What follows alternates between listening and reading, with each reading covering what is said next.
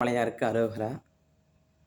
நம்ம இன்னைக்கு பார்க்க போற பதிவு என்னன்னு பார்த்தீங்கன்னா, முருகப்பெருமானுடைய பதிவு தான். பங்குனி உத்திரம். பங்குனி உத்திரம்னா ரொம்ப விசேஷமான நாள். ரொம்ப விசேஷமான நாள். முருகப்பெருமானுக்கு உகந்த நாள். நீங்க நிச்சயம் பங்குனி பங்குனி உத்திரத்துக்கு நீங்க எல்லாரும் கலந்துக்கணும். அப்படின்னா எனக்கு இது ரொம்ப நாள் ஆகுது. நாங்க வரன் பார்த்துட்டே இருக்கோம். எனக்கு கல்யாணம் முடியவே இல்ல. நெறைய பொண்ணு பார்த்துருக்கோம் அப்படின்னா, எனக்கு அமையவே அப்படி இல்லன்னா, நீங்க என்ன பண்றீங்கன்னா, திருத்தணி முருகன இந்த பங்குனி உத்திரத்துக்கு தரிசிச்சு வாங்க. எல்லாமே நல்லபடியா நடக்கும். அதுக்கு முன்னாடி 6 நாளைக்கு முன்னாடி நீங்க நோன்பு இருங்க. செவ்வாய், புதன், வியாழன், வெள்ளி, சனி, ஞாயிறு. இந்த 6 நாள் நோன்பு இருந்து 6வது நாள் அன்னைக்கு முருகப்பெருமானுடைய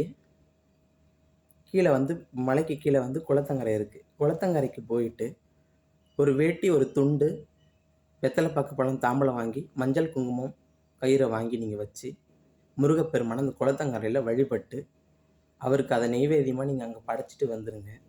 அங்க நீங்க அவர்கிட்ட சொல்ல வேண்டிய வார்த்தைகள் என்னன்னா, அடுத்த வருஷம் நான் வர்றதுக்குள்ள நாங்க தம்பதிகளா வரணும்.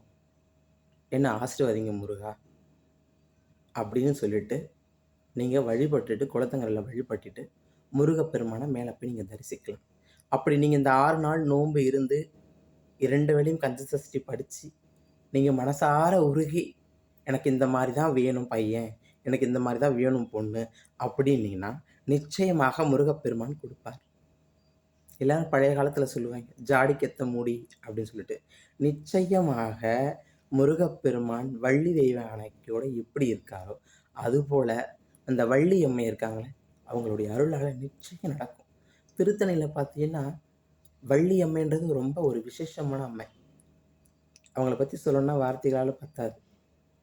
நம்பலாம் போகணும் அப்படின்னா, என்னுடைய பக்தர்கள்லாம் வராங்க அப்படின்னு அந்த அம்மா அவ்வளோ வள்ளி அம்மா அவ்வளோ சந்தோஷப்படுவாங்க.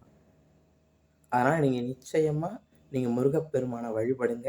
குளத்தங்கரைக்கு போயிட்டு வேட்டி, துண்டு, வெத்தலை பாக்கு, தாம்பூலம், பழம் வச்சு, நான் அடுத்த வருஷத்துக்கு வர்றதுக்குள்ள நாங்க 2 பேரும் தம்பதிகளா வரணும் அப்படின்னு பிரார்த்தனை பண்ணிட்டு, மனமுருகி பிரார்த்தனை பண்ணுங்க. இந்த 6 நாளும் பிரார்த்தனை பண்ணி நீங்க வழிபட்டு வந்து முருகனை போய் தரிசிச்சுட்டு வந்தீங்கன்னா, நிச்சயமா அடுத்த ஆண்டுக்குள்ள உங்களுக்கு திருமணம் நடக்கும்.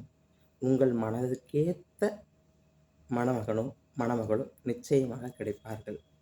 அண்ணாமலையாருக்கு அரோகரா. உங்களுக்கு தெரிந்த நண்பர்களுக்கு இதை ஷேர் பண்ணுங்க. அண்ணாமலையாருக்கு அரோகரா.